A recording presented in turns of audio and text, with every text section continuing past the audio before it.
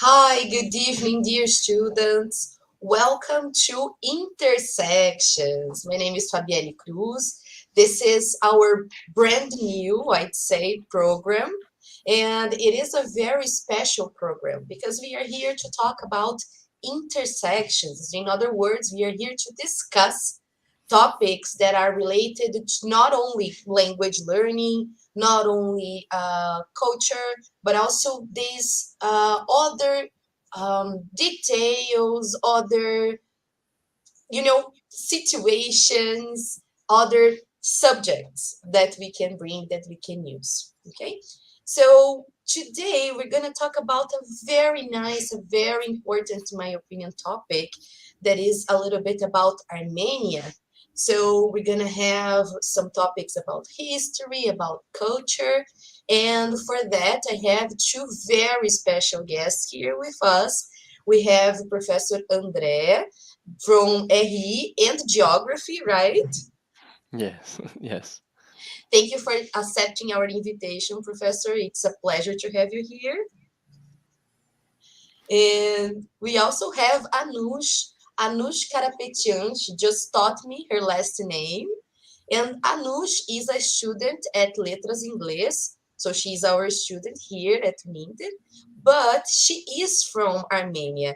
And when we heard about that, we thought, wow, that's an amazing opportunity to bring her here for her to talk a little bit about this. Okay. So before I let them introduce themselves to you, let me tell you a little bit how we come up with this subject.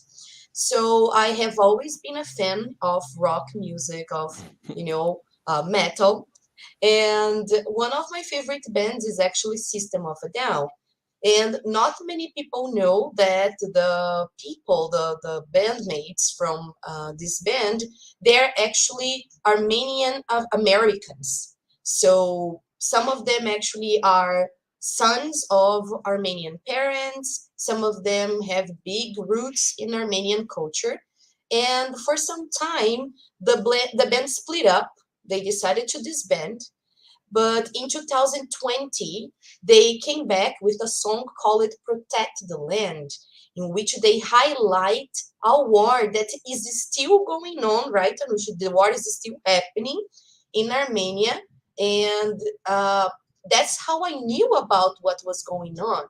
Because currently we are talking a lot about Russia and Ukraine, but there are so many other conflicts going on. There are so many problems and discussions that we may have, on these subjects. So now I'm going to be here mediating the chat, guys. So Anush and Professor André, the floor is yours right now.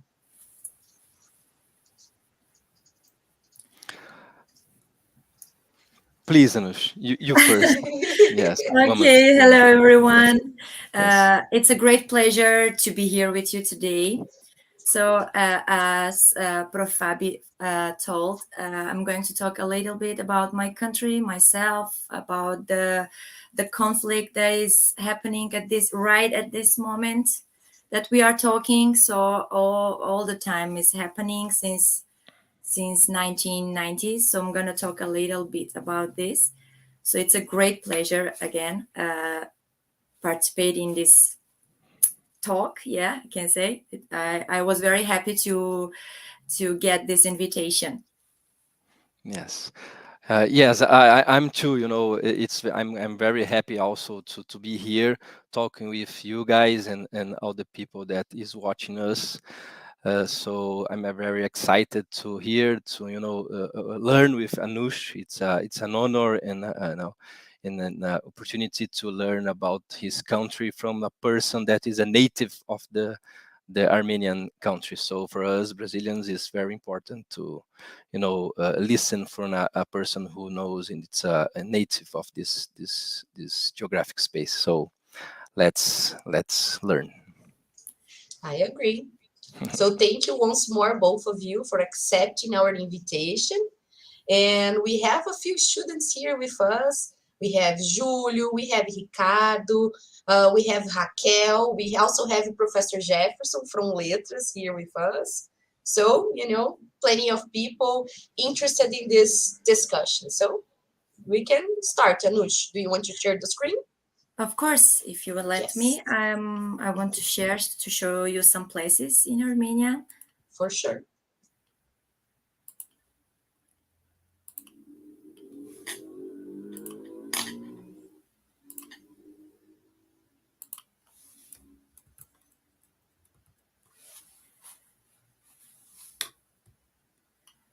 So can you see my screen? Just let me see. Yes. Yes, it's perfect.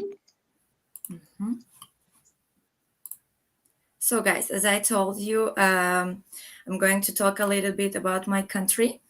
So I was born in 1984. So here I have some places, some photos from my country. As you see in the middle, you can see clothes, traditional Armenian clothes. Women used to wear these clothes many years ago. There we have our symbol fruit. There is our mountain. I'm going to talk a little bit about the mountain and some places in my country, right? All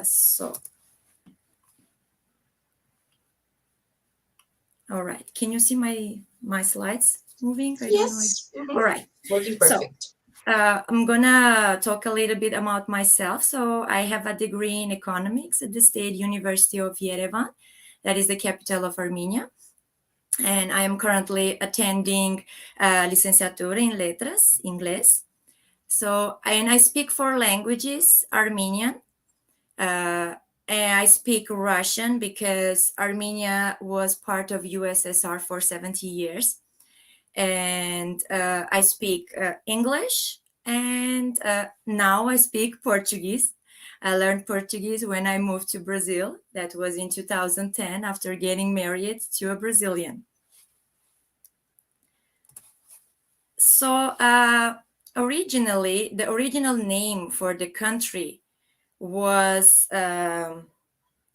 Haik, later Hayastan in Armenian, translated as the land of Haik, derived from Haik patriarch and the Persian suffix stan, that means land.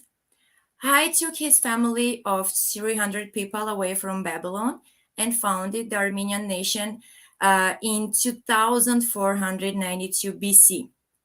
So the first Armenian state, the Ararat Kingdom of Haikians, was established in the end of the 11th century BC. Guys, if you have any question, you can interrupt me and ask the questions if you have any doubts. So another part of the country that I'm going to talk is our Mount Ararat. I don't know if you have ever heard about the biblical mountain, Mount Ararat. As God's word says, that the ark landed on the mountains of Ararat on the 150th day of the flood. So it says that Noah's ark landed there. I don't know if it's true, but they say that. So, and Mount Ararat is a dormant volcano. The last time it erupted was 178 years ago, and it is 5,137 meters. And we can see Mount Ararat from many corners in Armenia. This mount now at these days is in Turkey, but we still consider the mount our national symbol, and it also appears in Armenia's national blazon. So we like our mount and we are proud of it, and it has a great view, as you can see. I would like to know, do you know where is Armenia? Any idea? The students that are on the chat, guys, do you know where is Armenia located? Which continent, near where? I know that Professor André knows for sure.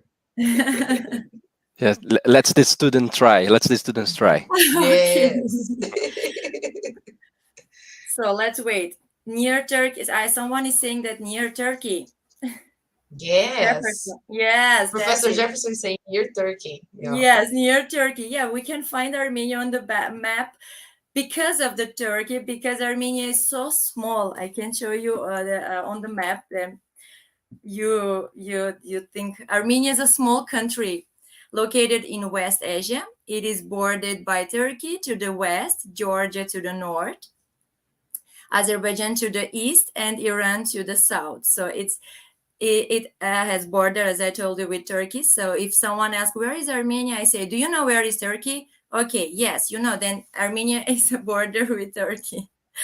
So it's a very small country, as I told you. It has a population of just over 3 million people, and half of the population lives in the capital, Yerevan, where I was born. It covers 11,484 square miles. As you see, it's very small. It is a mountainous region with fast-flowing rivers and few forests, with an average elevation of 5,879 feet above sea level. And Armenia is the 10th highest country in the world. So today's Armenia is the industrial agrarian country. The priority belongs to small-scale agricultural production. Our country's GPS consists of agriculture, industrial production, trade, construction, transport, and other sectors. So it's a small country, but it produces a lot and exports a lot also to other countries. So, Anush, just before you move on, Professor André, this is a region that has many conflicts and is always changing, right? I know that Anush can say, but I want to hear a little bit of Professor André saying this as well, because for now, for example, Iran and Turkey are also in war. They are also facing civil conflicts and all, right? Yes, I was when Anush was explaining, I was thinking about this geographic position of this country. When we study a little bit of the Armenian history, we see that this country is in the middle of three major empires. In the north side we have the Russian Empire. In the western side we have the Turkish Empire, and the south side we have the Persian, then former Iranian Empire, Persian Empire, then now Iranian country. So when we look at this geographic position of this country, we see the struggle of this country to survive in the mid between these three major powers from the geopolitical point of view. And it's very interesting to try to understand how this can happen.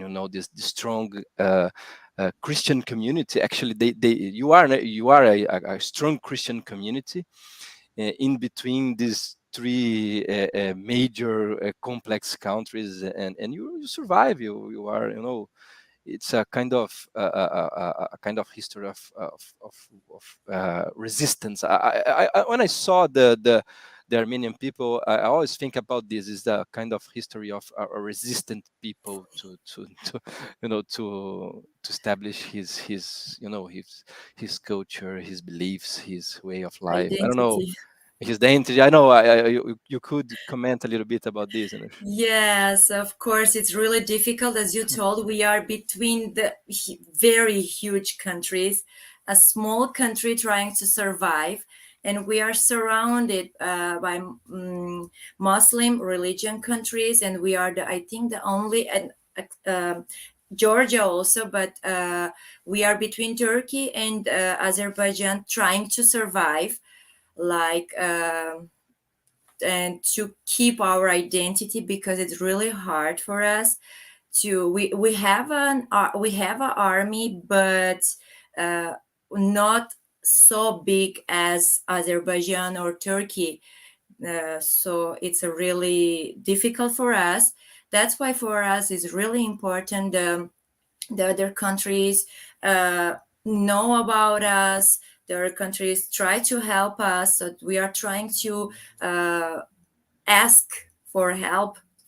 United States, Russia, who can help Armenia is good for us. So it's a really difficult situation. I don't know. We have been invaded many times, many countries, Persia in the history in old times, Turkey, many countries invaded Armenia. So always we fought, try to save our lives, to keep our culture, keep our country, because it's small, but we try to keep it safe. So it's really difficult. If I can make another question, just one, Professor Fabi, because I would like to understand better about this. And I have a lot of questions actually, but I will do just only one. Yes. And now perhaps more later. But now, one thing to me, Anush, it's why Armenia and Azerbaijan are in some sense enemies, because yes, of course, you have this struggle in Nagorno-Karabakh region, which is I think is the central thing of the entire problem.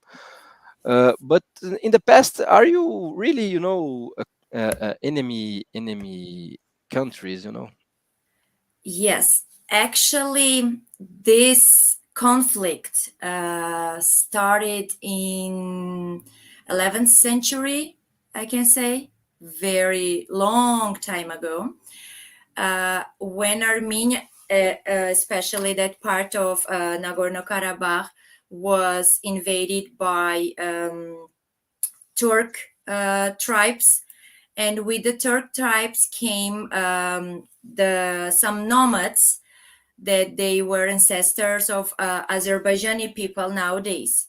So they came to Artsakh.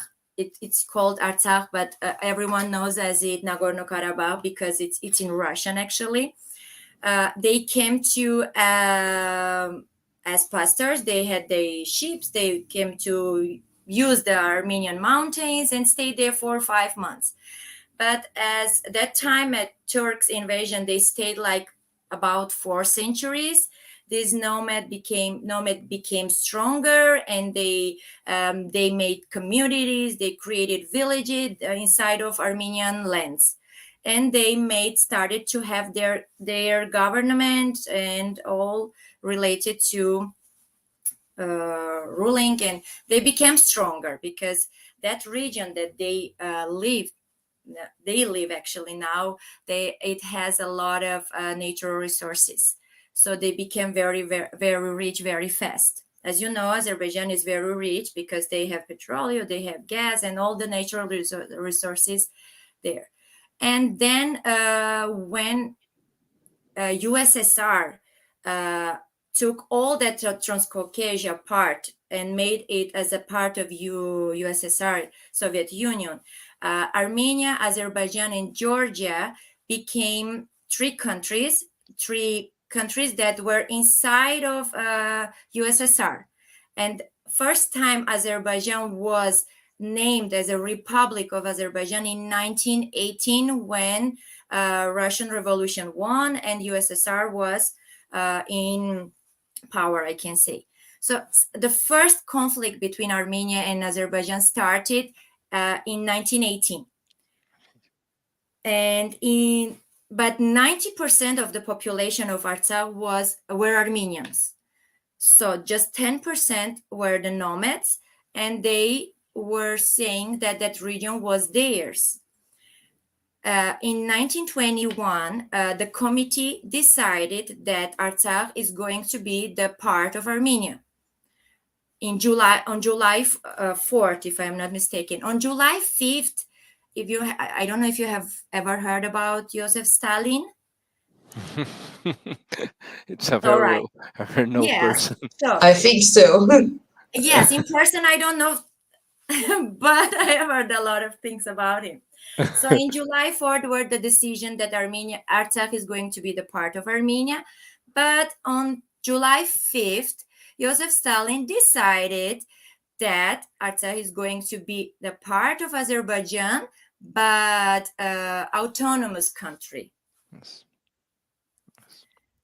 It wasn't legal decision because there was no paper signed, nothing was decided. Just he decided, I'm going to give a present to Azerbaijan. Since then, we have this conflict. The conflict burst, actually, we can say, in 1990 when the USSR collapsed.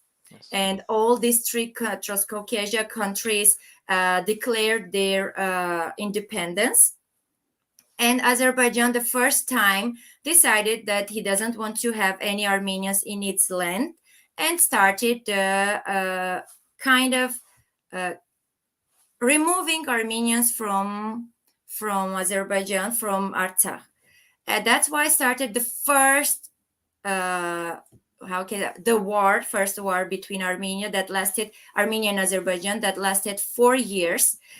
And it ended with the victory of Armenia getting 20% of Azerbaijan's territory also, and getting back Artsakh to Armenia. And it remained like this conflict all the time until 2020. So the next conflict between Armenia and Azerbaijan started in 2020, and it lasts until now, at this moment we are talking. So it hasn't finished yet. Yes. That's an amazing perspective, because when I heard the song, I'm going back to what I know. When I heard the song, actually, the whole song is about this, right? About telling the people literally to protect their land, like defend Armenia. We needed to keep our territory, have so many nice things here. So the song is it's intense, of course, because it's a metal song, Yes. but it's a very beautiful lyrics. It has a very beautiful lyrics calling, right, Armenians to fight to protect the land, literally. Exactly. I think I will have to stop sharing, or I can continue showing You can something. continue showing, yes, for sure. Yeah, yes. Mm-hmm. All right then.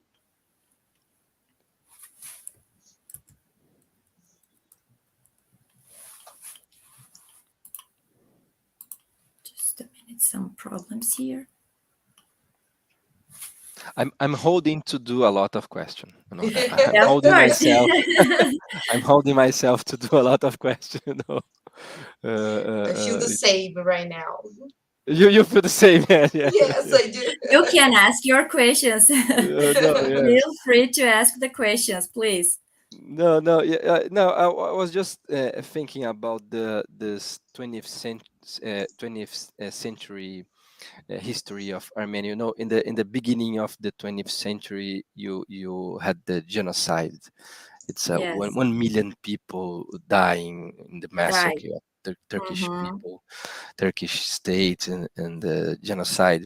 And then after 100 years, you have now another bloody war, and the people again dealing with this kind of conflict. It's a very difficult history for us to see, as a Western observer. It seems a very difficult times for the people. Yes, I can talk a little bit about genocide also, if you have interest, but that wasn't good for our country. Of course, about 1.5 million people were killed during the genocide. So it remains still in our history. It marked our history. Every year on April 24th, we honor the people that died during the genocide.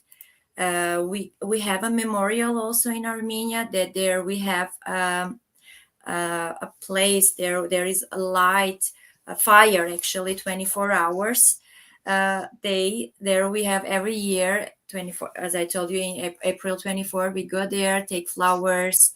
All the Armenians try to go to the monument to honor our Armenians that were killed.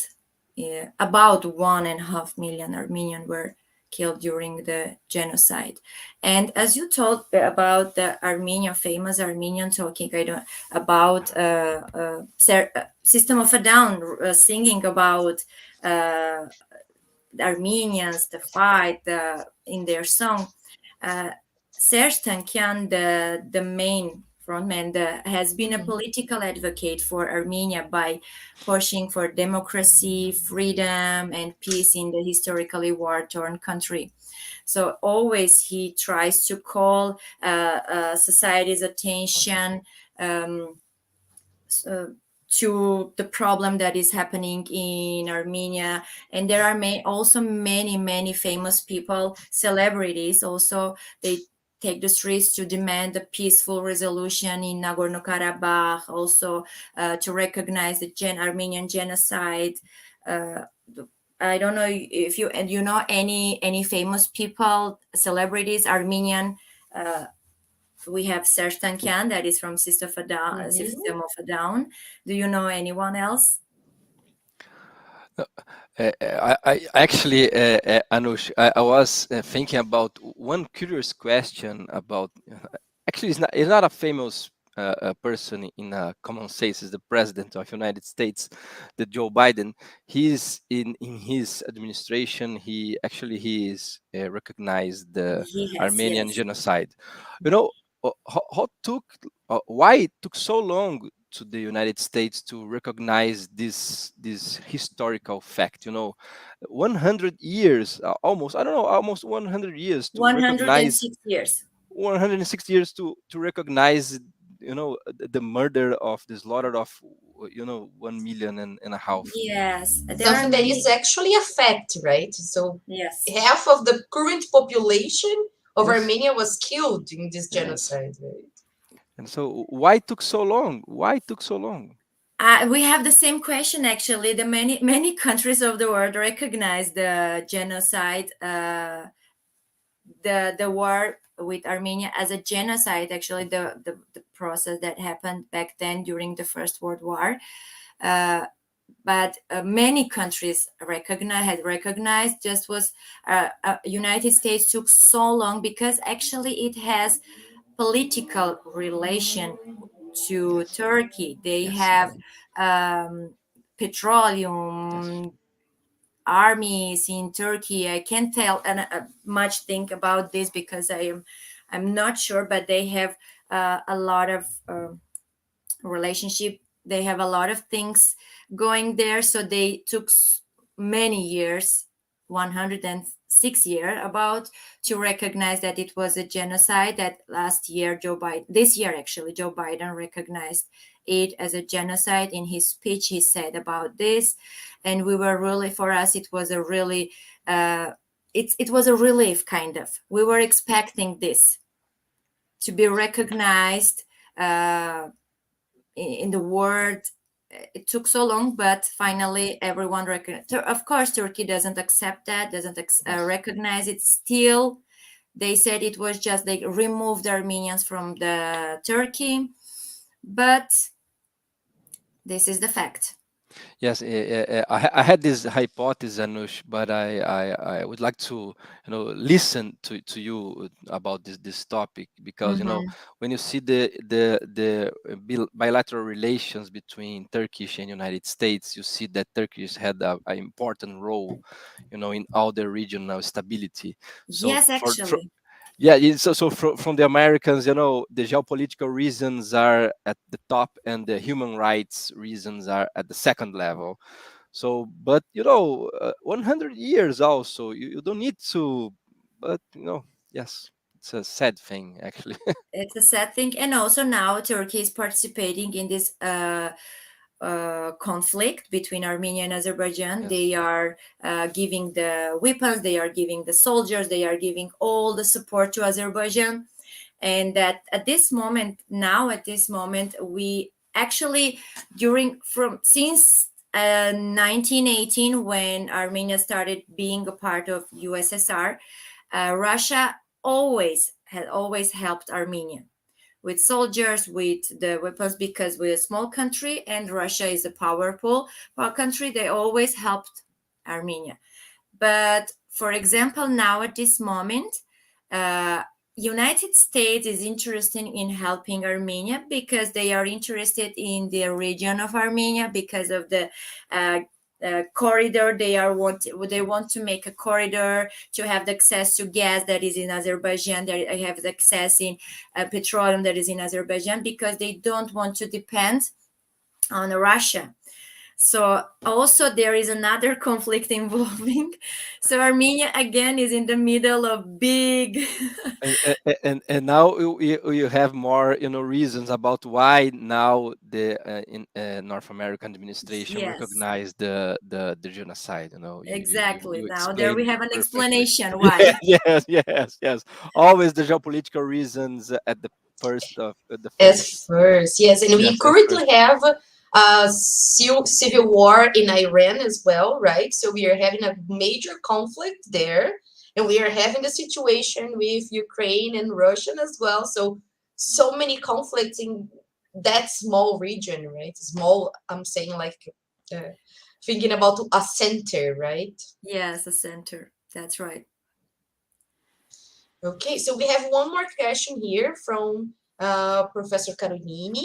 She's asking if you could tell us a little bit, Anush, and maybe Professor André can help. Could you talk a little about immigration movement, and is that part of the history of the country? Yes, I can talk about the migration movement. Many famous people from the United States, Brazil. Also, there are many famous people. I can tell you Aracy Balabanyan. She is an Armenian Brazilian actress. Her Okay, that's parents, interesting. yes, her parents, of course. She's a descent of Armenians, so her parents also came to Brazil. If I'm not sure exactly her parents or if of her great parents, I don't know her real age now. I can make this. So she came to Brazil. Actually, not her parents came to Brazil, and the parents were one of the immigrants that ran away from Armenia that time when the Armenian genocide started. Like it was happening like this: the ones that had money, they boarded on a ship and traveled to around other countries, Europe, Brazil, Argentina, all the places that were the ships were going, so they escaped. But that was the immigration. Armenia has one of the biggest diasporas of the world, because there are much more Armenians around the world than we have in just small Armenia.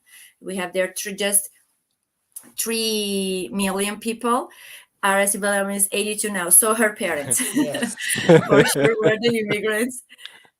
So we have many Armenians around the world. I think more than 6-7 million Armenian, and in one country just we have 3 million because of the immigrants. Here in Brazil, as I told you, and System of a Down, Serj Tankian was parents were Armenian also. Do you know a singer Cher? Her I real know name that. is Shirley Saksyan. That her Yes. father was an Armenian, also an immigrant. Cher was whose father was Armenian, and I know that Andre Agassi, the tennis player, as well, right? Exactly. Charles Aznavour also was Armenian, again son of immigrants, and also Andrei Sarkis, also a Hollywood actor. There we have the Kardashians, famous celebrities that also are Armenian, and their father was the descent of Armenian immigrants. So there are many famous people that are Armenian, and they try to spread this around the world. Tell about the genocide, tell about the war that is happening. They are using their social media cloud to raise awareness about Armenia.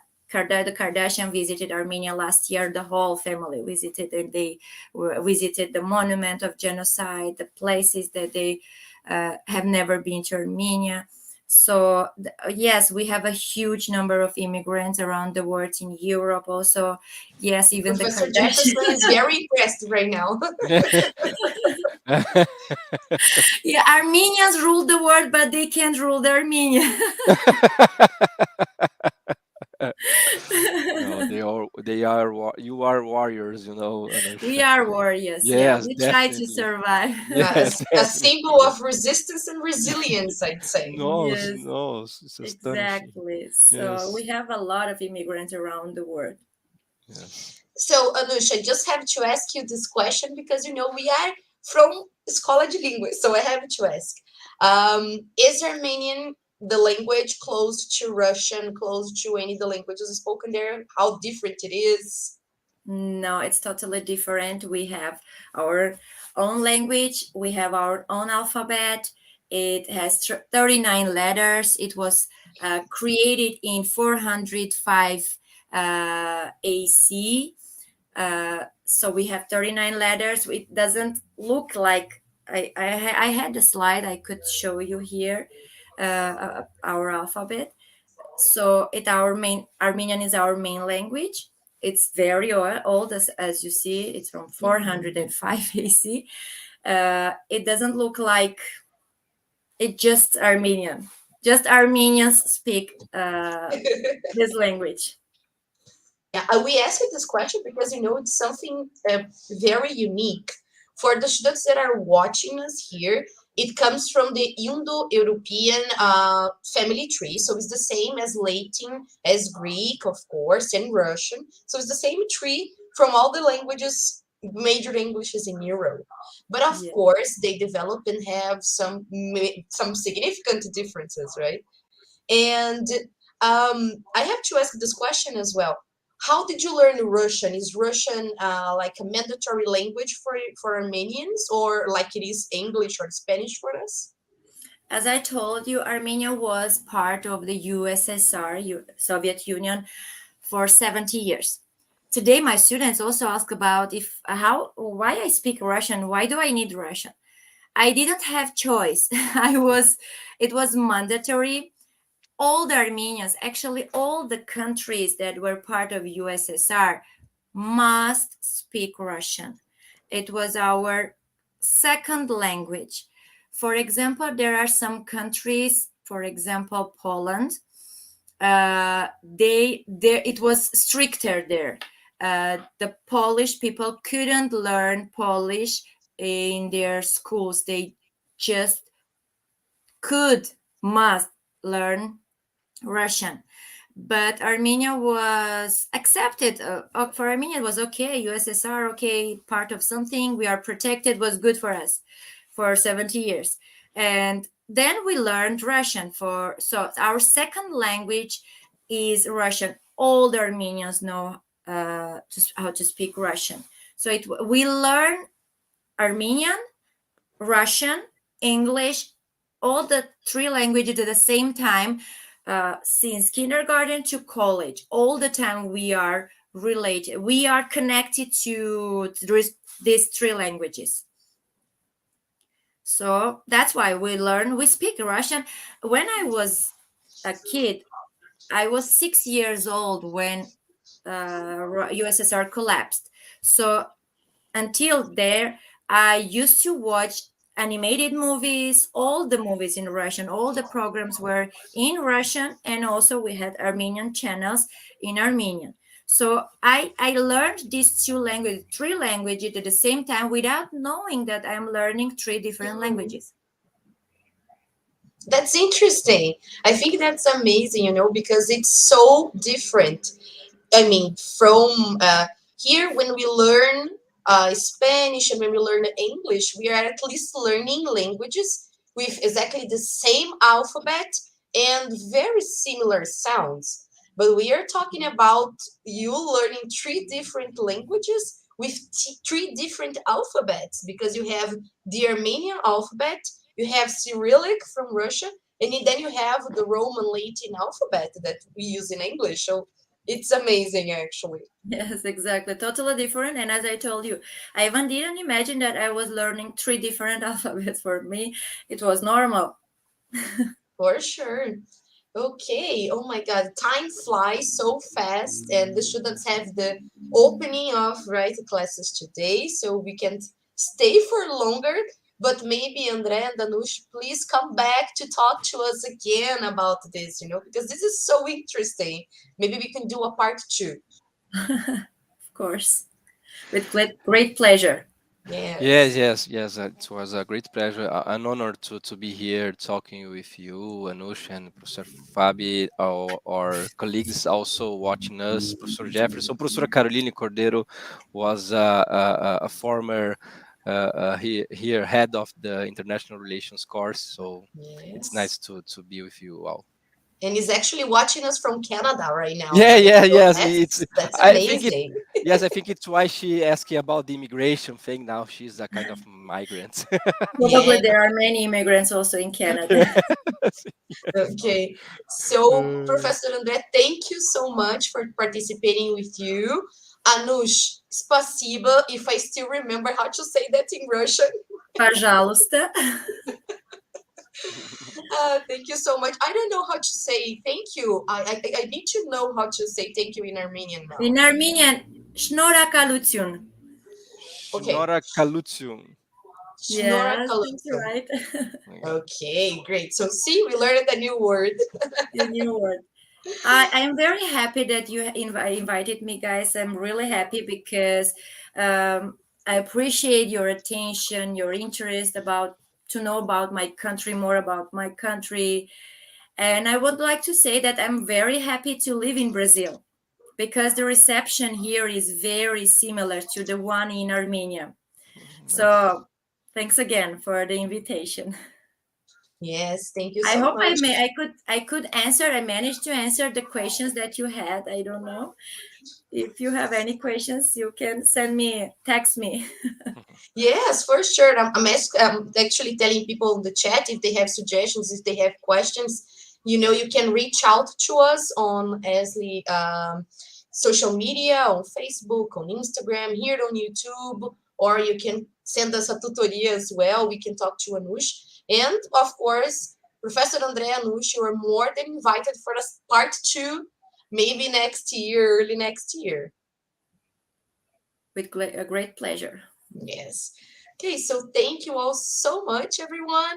We wish you enjoyed this opportunity to talk a little bit about this. Remember that when we bring these discussions is for us to expand our ideas about culture, about the world. We are trying to break that thing about only the US and the big popular countries in Europe. We have to think that there are so many other things to see around the world. And if you enjoyed these intersections, please give us a like here, come watch the other videos, and we hope to see you soon, okay? Thank you so much. Bye. Guys, good night. Have a wonderful night.